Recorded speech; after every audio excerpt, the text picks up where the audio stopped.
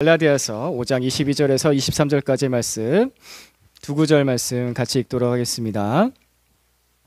한 목소리 있습니다. 시작. 그러나 성령의 열매는 사랑과 기쁨과 화평과 인내와 친절과 선함과 신실과 온유와 절제입니다. 이런 것들을 막을 법이 없습니다. 아멘. 오늘은 본문 말씀에 신실에 빨간 표시가 되어 있죠. 이 말씀 중에서 오늘은 신실에 초점을 두고서 보겠습니다. 성령의 열매의 맛 9가지 중에서 지금 앞에서부터 보고 있는데 올해 안에 마무리 되겠죠? 왠지 분위기가 그래요. 올해 안에 마무리가 될 것 같습니다. 네, 여러분 부지런하게 잘 살고 계십니까? 나는 부지런하다. 나는 부지런하다. 손들기 조금 그러니까 나는 부지런하다 이렇게 자기 볼에다가 살짝 이렇게 나는 부지런하다. 아니면은 게으름과 끊임없이 싸우고 계십니까? 막 이렇게 뭐 표시하지 않으라고 하더라도 다 고개를 끄덕끄덕 이렇게 어쩔 수 없이 아침에 일어나서 출근하고요. 어쩔 수 없이 부득부득 새벽에 일어나서 학교 등교하는 건요. 죄송하지만 누구나 다 그렇게 합니다. 이것을 부지런하다고 하진 않습니다. 왜냐하면 먹고 살아야 되니까요. 학생들은 학교 졸업해야죠. 고등학교까지 졸업해야 될 거 아니에요. 그죠? 그거는 부지런하다고 할 수 없습니다. 그냥 하는 거죠. 그냥 하는 거. 보통 정도입니다. 정말 내가 일을 하고 싶어서 아침에 막 눈이 번쩍번쩍 떠져서 막 일터로 향해서 가는 사람. 정말 내가 공부가 너무 하고 싶어서 어제 밤까지도 공부했지만 아침에 일어나서 또 한 자료 더 보고 싶어서 책을 펼치는, 눈을 뜨자마자 책을 펼치는 그런 사람이 되고 싶으십니까? 표정을 보니까 그건 또 전 아닌데요. 그것까지는 아닌데요. 그런 것 같아요. 사람에게는 부지런하게 열심히 살고 싶은 마음이 있어요. 그렇죠? 있으시죠? 또 다른 한편으로는 완전 반대로 난 게으르게 살고 싶어 라는 마음도 있습니다. 그러신가요?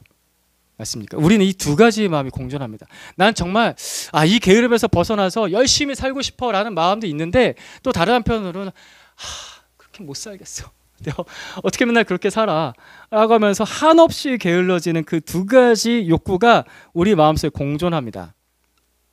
근데 많은 사람들은 앞에 1번 열심히 살고 싶어를 선택하기보다는 2번 게으르게 살고 싶어를 많이들 선택을 하게 되고, 선택한 다음에 어떠세요? 그 마음 뒤에 밀려오는 그 감정은 이루 말할 수 없는 그 후회, 자책감이 몰려올 때가 있죠. 보통 그렇게 사는 것 같습니다. 부지런함 이 한 가지를 기준으로 해서 인생을 좀 분류를 해보면요, 이렇게 되는 것 같아요. 세 가지로 분류해 볼 수 있을 것 같은데, 게으른 사람, 자기 혼자 먹고 살기도 힘듭니다. 평범한 사람, 자기랑 가족들까지만 먹여 살릴 수 있습니다.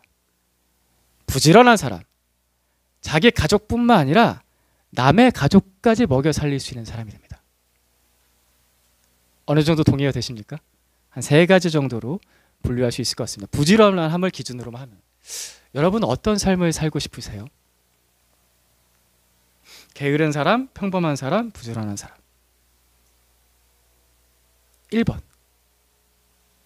정직하게. 있을 수 있는데? 2번. 2번. 그냥 평범한 사람, 부지런한 사람. 3번. 그렇죠. 저는 사실 손을 들지 않으셨지만 1번도 있을 수 있을 거라 생각해요. 왜냐하면 요즘 시대는 너무나 다양한 시대이기 때문에 전 그냥 게으르게 살고 싶어요. 그런 사람도 분명히 있을 겁니다. 뭐 여기 없더라도 나가면 있을걸요? 있습니다. 평범하게 살고 싶습니다. 부지런하게 살고 싶습니다. 다 있어요. 다 있습니다. 여기서 우리는 우리 자신의 마음을 잘 들여다보고 내 마음을 똑바르게 직면할 수 있어야 됩니다. 마음에는 원함이 있지만은 육체가 약해서 저는 어쩔 수 없어요 라는 핑계를 대는, 그래서 2번 게으름을 선택하게 되는 그 자신에 대해서 잘 들여다봐야 됩니다. 정말 부지런하게 살고 싶기를 원한다면은 나의 게으름부터 제대로 인정을 할 수 있어야 돼요. 그러니까 내 게으름을 제대로 인정한다는 뜻은 무엇이냐면은 나 스스로 내 능력으로 이 게으름을 이길 수 있다라는 그 착각을 내려놓는다는 거예요. 이거 굉장히 큰 착각이지 않습니까? 우리 솔직하게 자신의 삶을 잘 들여다봅시다. 우리가 부지런하게 살기 위해서 수많은 계획표를 세워보셨잖아요. 어릴 때부터, 초등학교 때부터 방학만 되면 계획표를 짰어요. 그 계획표대로 잘 사신 분 계십니까? 있을 수도 있는데.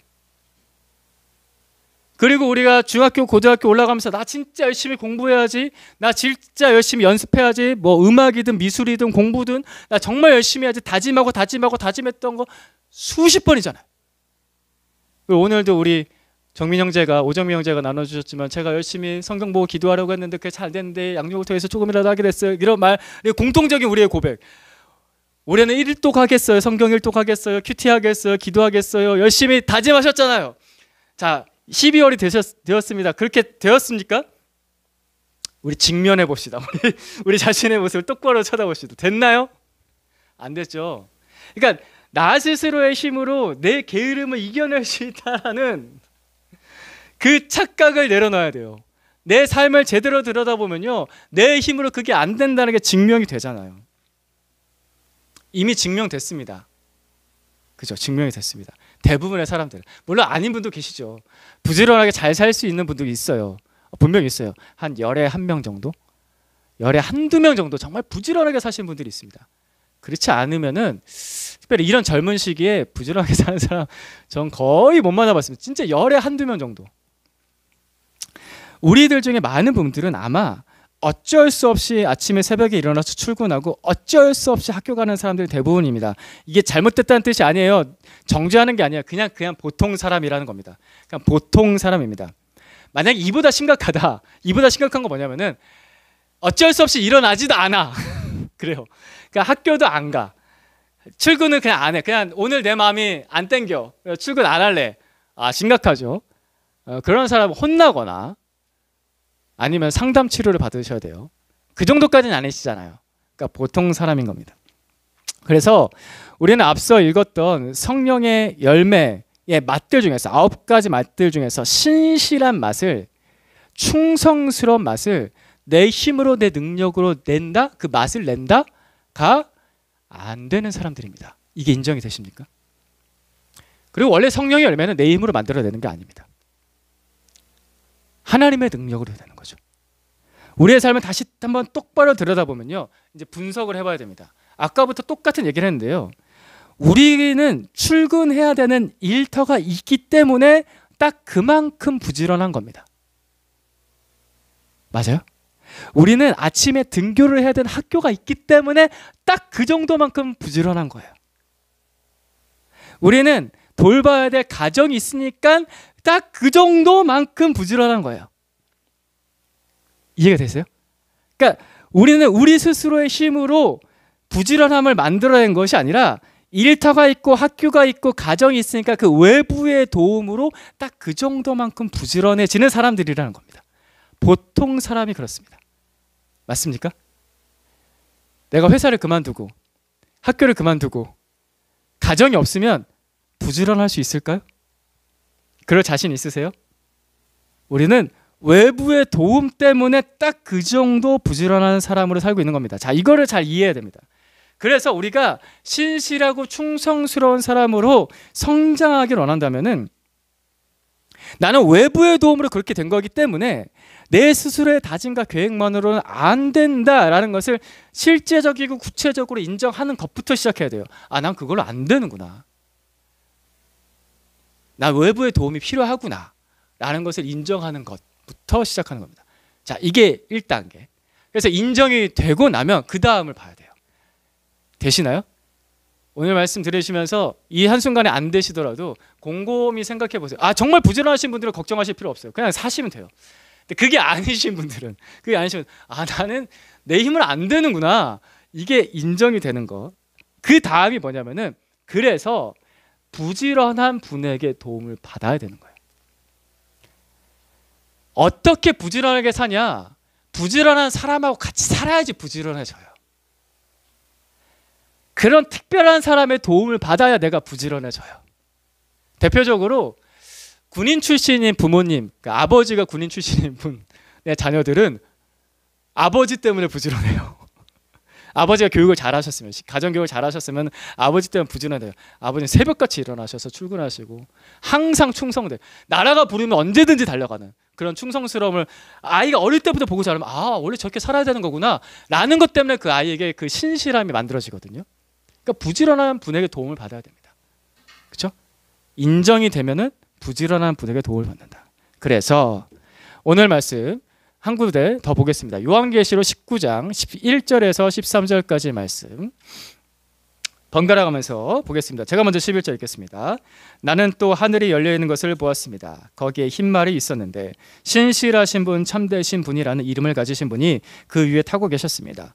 그는 의로 심판하시고 싸우시는 분입니다.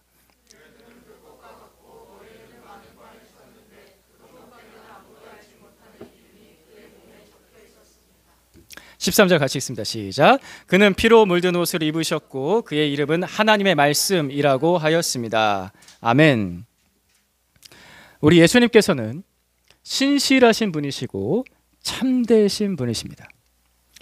신실과 진실이 그 자체가 우리 예수님을 설명하는 이름이 될 만큼 예수님께서는 충성스럽고 진실하십니다. 그래서 예수님의 그 신실하심은 그분의 삶을 통해서 우리에게 나타내 주신, 삶으로 우리에게 본을 보여주신 그런 분이시라는 겁니다. 우리가 예수님의 그 신실하심, 그 충성됨을 우리가 어디서부터 볼 수 있을까요? 구체적으로 삶으로 본다고 한다면 어디서부터? 힌트.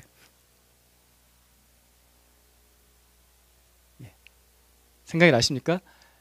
2000년 전 첫 번째 크리스마스에 예수님께서 인간이 되어서 이 땅에 태어나셨던 그 순간부터 예수님께서는 그 신실하시고 충성되시고 진실하심을 보이셨습니다.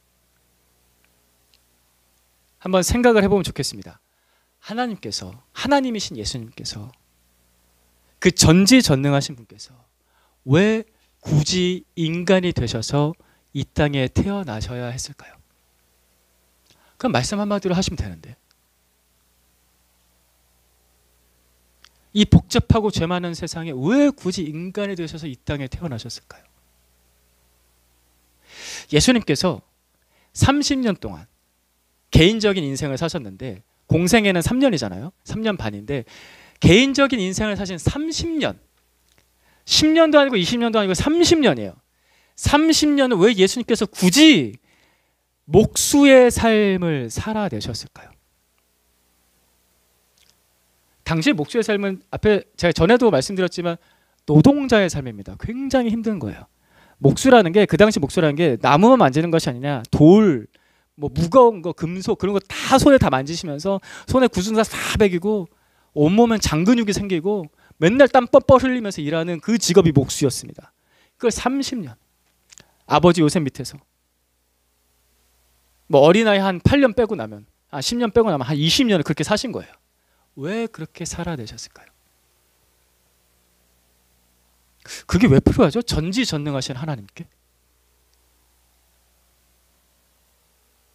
게으른 나는, 게으른 사람은 예수님께서 보여주신 그 33년의 인생, 그 충성으로 가득 채워진 그 인생을 다 이해하지 못합니다. 왜 그렇게까지 하셨지? 저도 이게 다 설명이 안 됩니다. 왜 꼭 그렇게까지 하셨지? 하지만 우리가 그걸 다 이해하지 못한다고 하더라도 너무나 분명한 것은 예수 그리스도의 그 신실하신 삶 때문에 우리가 구원받았습니다. 그 충성스러운 삶 때문에 지금 여기 있는 내가 구원받은 겁니다.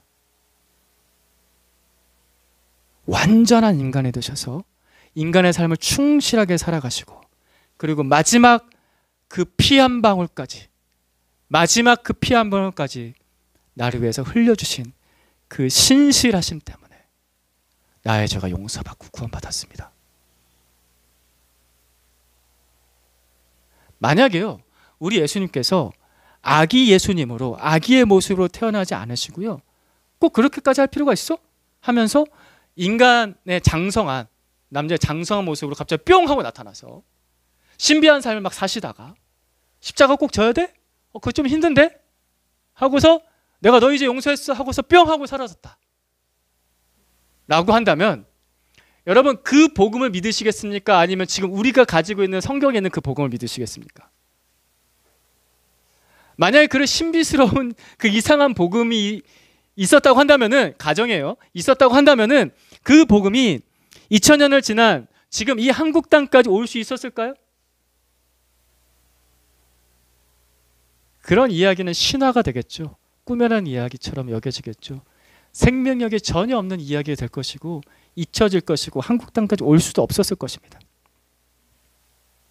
신실하신 분, 참되신 분이신 예수님께서 충성스러운 삶을 살아내셨기 때문에 구원이 완성되었습니다. 예수님께서 마지막 하신 말씀, 십자가에서 마지막 하신 말씀, 다 이루었다.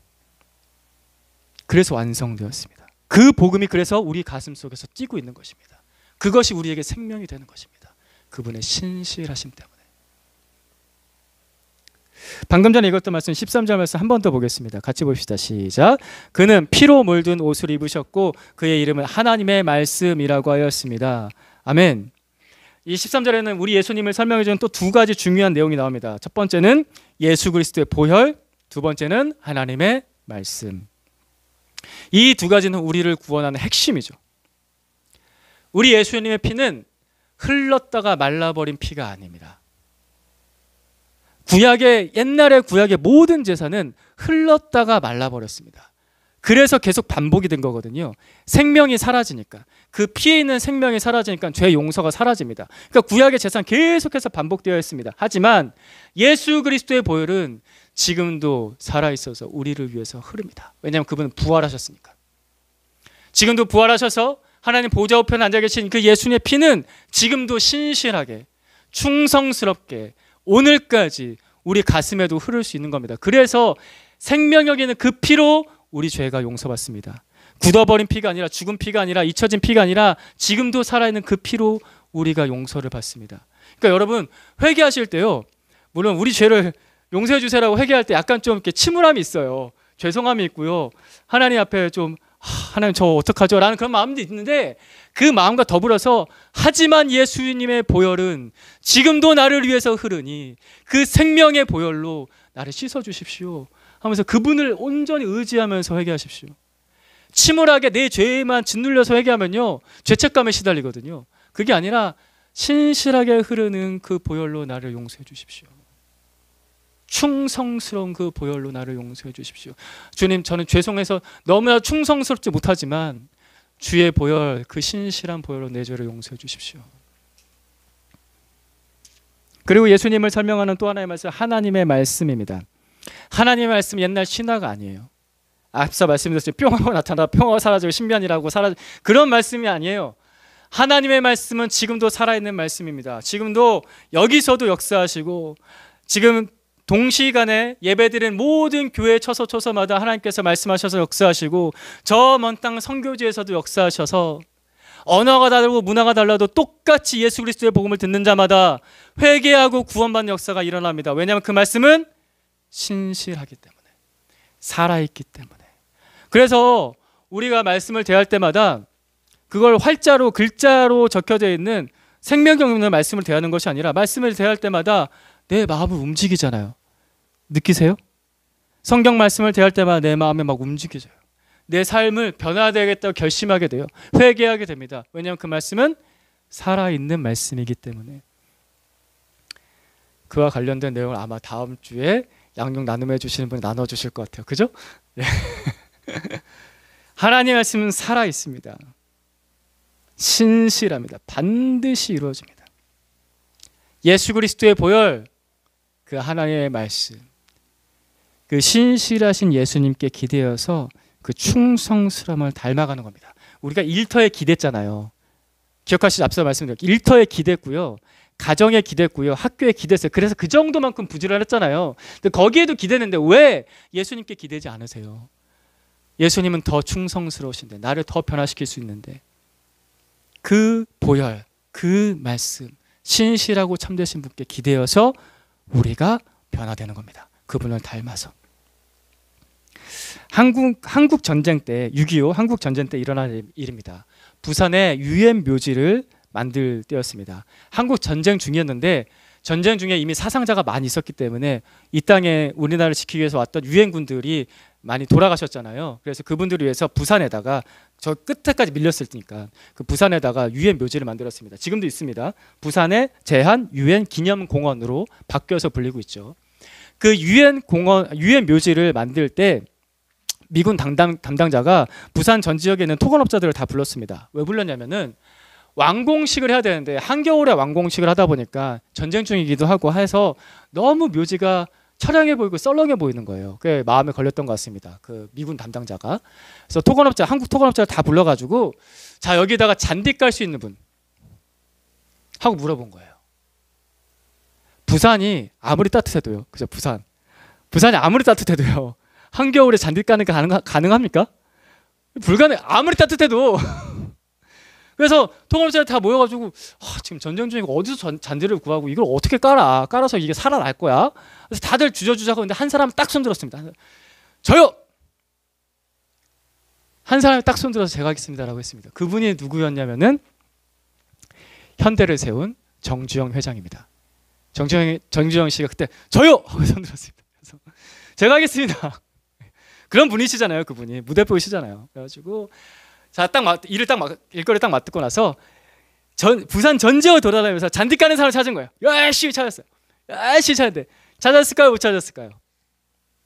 못 찾죠. 전쟁통에 누가 잔디를 깔아요? 돈이 어디 있어서 잔디를 깔아요? 전쟁통에. 미친 거지. 그러면 그 사람 미친 거예요. 그럴 돈을 어디다 써요? 그 사람이. 어떤 사람이 걷다가 돈을 쓰겠냐고요. 지금 먹고 살기도 힘든데. 그리고 한국 전쟁 시대 잔디 자체가 없었어요. 우리나라에. 그래가지고 정주영 씨가 너무 고민하면서 갈등하면서 어떻게 잔디를 까지 고민하고 있는데 열심히 고민하다가 부지런히 찾다가 하다가 번뜩 생각난 게 있습니다. 그거 하면서 갑자기 생각났어요. 눈이 내려도 추워도 잘 자라요. 얘는 밟아도 잘 자랍니다. 뭐냐면은 보리밭. 한국에는 보리밭. 한겨울에도 눈 사이에서 파랗게 자라는 보리밭을 정주영 씨가 그 미군 담당자를 불러다가 자, 딱 보여주면서 이것 깔아도 되겠습니까? 라고 물었더니 그 미군 담당자가 원더풀 하면서 이게 뭐예요? 했더니 정주영 씨가 이렇게 대답했습니다. 한국식 잔디입니다. 그래서 그걸 갖다 깔면서 이분이 이제 미군에서 하는 모든 공사를 이분이 받기 시작한 거예요. 그래가지고 현대가 자라나기 시작했죠. 여러분 이렇게 세상 현실을 봐도요. 부지런한 사람, 특별하게 부지런한 사람은 그렇게 많지 않습니다. 특출나게 부지런한 사람이 소수로 있어요. 이 사람은 몸만 부지런한 것이 아니라 생각도 부지런합니다. 생각이 부지런하니까 보리밭을 보고서 잔디를 생각했다고요. 자, 이런 사람이 자기 가족도 먹여 살릴 뿐만 아니라 다른 가족까지도 먹여 살리는 사람이 됩니다. 물론 그 부지런함이 인간의 이기적인 욕심 때문에 문제를 일으키기도 합니다.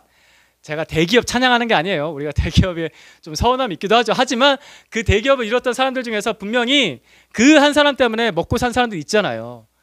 그런 소수의 특별하게 부지런한 사람도 있다고요. 뭔가 생각이 너무나도 부지런한 사람.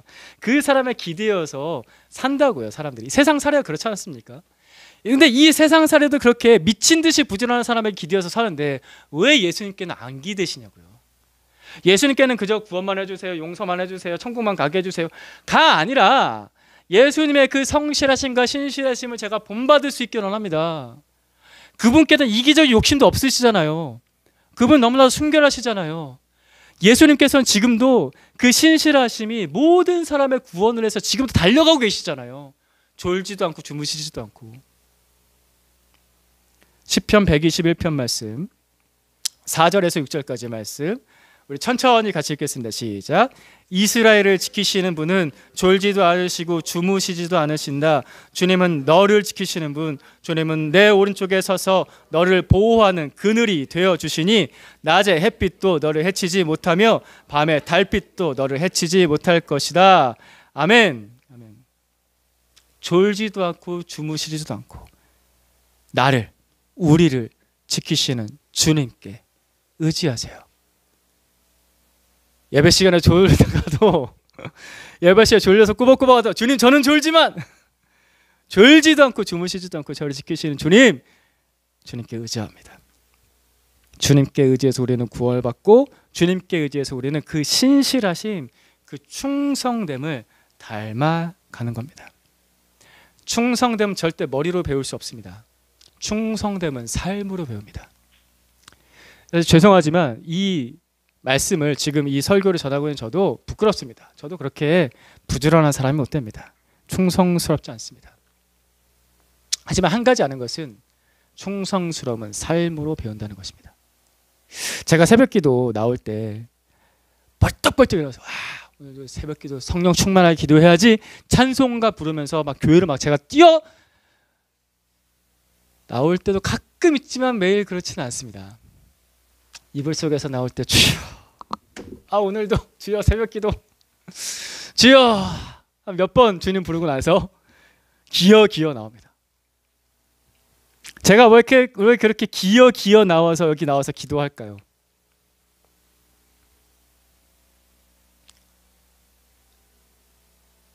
우리 교회 때문입니다. 저를 위해서 기도해 주는 형제 자매들, 우리 교회, 주의 몸된 교회가 있기 때문에 제가 여기 나와서 기도합니다.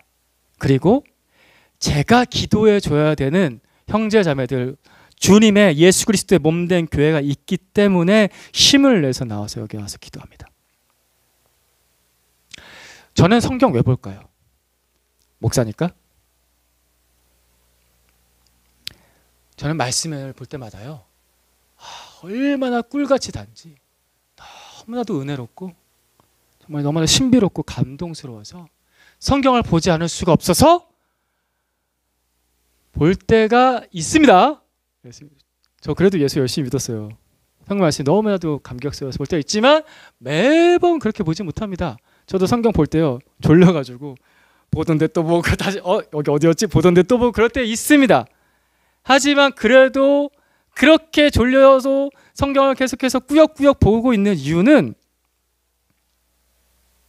일꾼으로서 제가 먹여야 될, 말씀을 먹여야 될 형제 자매들, 여러분 주의 몸된 교회가 여기 있기 때문에 제가 성경 앞에 무릎을 꿇는 것입니다. 목사님, 하나님 보고 목회하셔야죠. 어떻게 사람 보고 목회하십니까? 라고도 할 수 있으시지만 그 사람이 그냥 사람이 아니고 예수 그리스도의 몸된 교회이지 않습니까? 그 교회가 있기 때문에 제가 한 걸음이라도 더 충성스럽게 한 걸음 더 나아가는 것입니다. 충성스러우신 예수님을 어떻게 닮아갈까? 그 신실하신 예수님을 어떻게 보고 배우나? 답은 교회입니다. 교회를 우리에게 왜 주셨는가? 예수 그리스도의 몸된 교회, 이 교회 공동체를 통해서 예수님을 보고 만나고 경험할 수 있도록 하기 위해서 교회를 주신 거예요. 앞에 제가 말씀드렸듯이 일터가 있으니까 부지런하다고요. 가정이 있으니까 부지런해요. 학교가 있으니까 부지런하다고요. 교회가 있으니까 그리스도인답게 살 수 있는 겁니다. 예수 그리스도를 거기서 보고 만나고 경험하니까. 저는 매일 똑같이 새벽에 나와서 똑같은 기도를 우리 교회 성도들을 위해서 기도하고요, 선교지를 위해서 기도하고요, 다른 형제 교회들을 위해서 기도하고요, 그 형제 교회들의 거기 성도들을 위해서 기도하며 매일 똑같이 그 기도를 하면서 예수 그리스도의 마음을 배웁니다. 어떤 마음을 배우냐면요, 우리 예수님도 지금 똑같이 하나님 보좌 우편에서 여기 있는 주의 자녀들을 위해서 기도하고 계시지, 주님은 지금도 쉬지 않고 우리를 돌보시고 우리를 위해서 기도하고 계시지, 그 생각하면서 예수님의 마음을 닮아갑니다. 로마서 8장 34절에서 35절 말씀에서 이렇게 말씀하셨죠. 같이 봅시다. 시작. 누가 감히 그들을 정죄하겠습니까? 그리스도 예수는 죽으셨지만 오히려 살아나셔서 하나님의 오른쪽에 계시며 우리를 위하여 대신 간구하여 주십니다. 누가 우리를 그리스도의 사랑에서 끊을 수 있겠습니까? 환난입니까? 공고입니까? 박해입니까? 굶주림입니까? 헐벗음입니까? 위협입니까? 또는 칼입니까? 아멘. 하나님 오른쪽에 계시며 우리를 위하여 대신 간구하여 주시는 주님, 그 끊을 수 없는 그리스도의 사랑. 예수님의 마음을 어디서 보고 배우냐고요? 주님의 그 끊을 수 없는 사랑, 그 충성됨을 어떻게 닮아가냐고요? 교회입니다. 주님께서 우리를 위해서 이 땅에 교회를 위해서 지금도 주의 자녀들을 위해서 쉬지 않고 기도하듯이 우리가 우리 형제자매들, 주님의 그 마음을 닮아서 그 형제자매들을 위해서 기도하고 그들을 섬길 때 우리는 예수 그리스도의 그 신실하심을 배우게 되는 겁니다. 그 충성스러움과 맞닿는 거예요. 보좌 우편에서 지금 우리를 위해서 기도하신 예수님의 기도와 우리의 기도가 맞닿는 거예요. 그때 예수님의 마음을 느끼고 보고 배우고 경험합니다. 아, 주님은 지금도 쉬지 않고 일하고 계시지. 나도 주님 닮아가야지. 그 주님 때문에 우리 형제자매들도 나를 위해서 지금 기도하고 있겠지. 이 생각도 하면서 나만 기도하는 게 아니라 우리 형제자매도 지금 나를 위해서 기도하고 있겠지. 이 생각하면서 이렇게 예수 그리스도의 몸, 교회에 기대어서 예수님의 그 신실하심과 충성됨을 닮아가는 것입니다. 그래서 일터와 가정과 학교에 기대어서 우리가 부지런함을 딱 그 정도 했던 것처럼 교회를 예수 그리스도의 몸으로서 경험하는 만큼 우리는 신실함을 배우고 경험하게 될 것입니다. 그래서 여러분들이, 우리 사랑하는 형제자매들이 예수 그리스도의 몸된 교회를 통하여서 예수님을 보고 경험하는 것들이 많아지길 축복합니다. 그분의 신실하심을 여기서 보는 거예요. 아, 물론 우리는 불완전하죠. 하지만 여기서 분명하게 역사하신 예수 그리스도를 여기서 본다고요. 허황되게 아, 예수님은 신실하셔. 하늘을 바라봐. 보여요? 그게 보이냐고요. 그냥 꿈속에서 그리면 그게 느껴지냐고요. 전혀 현실적이지 않아요. 하지만 교회는 현실입니다.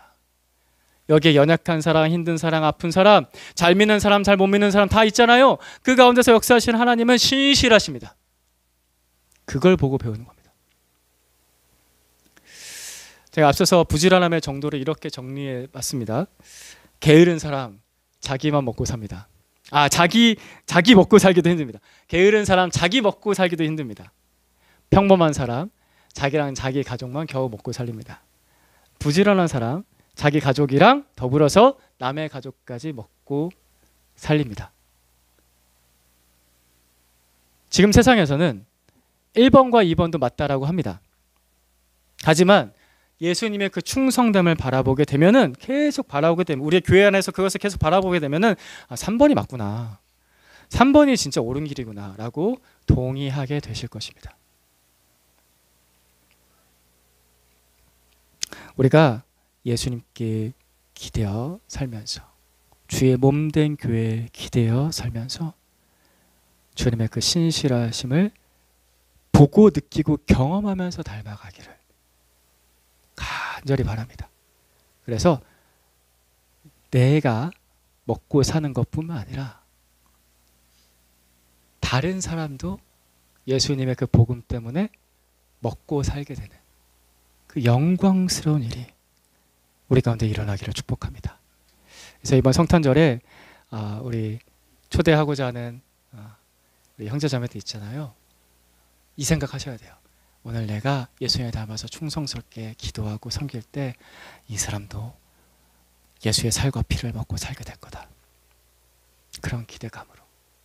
그리고 여러분들이 계속해서 기도하고 있는 전도 대상자들도 나는 좀 부족하지만 내가 예수님께 기대어서 그들을 위해서 기도하고 섬길 때 그도 예수로 살게 될 것이다.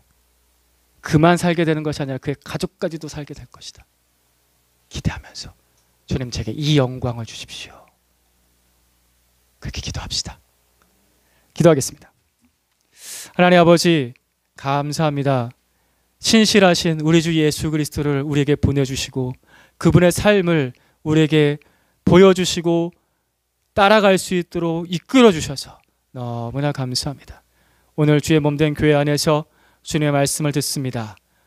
또 이 몸된 교회를 통하여서 예수님께 기대입니다.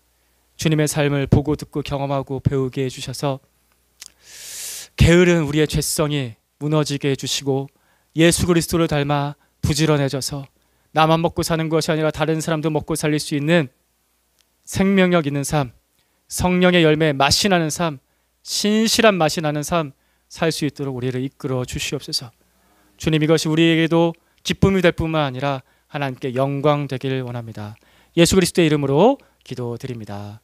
아멘.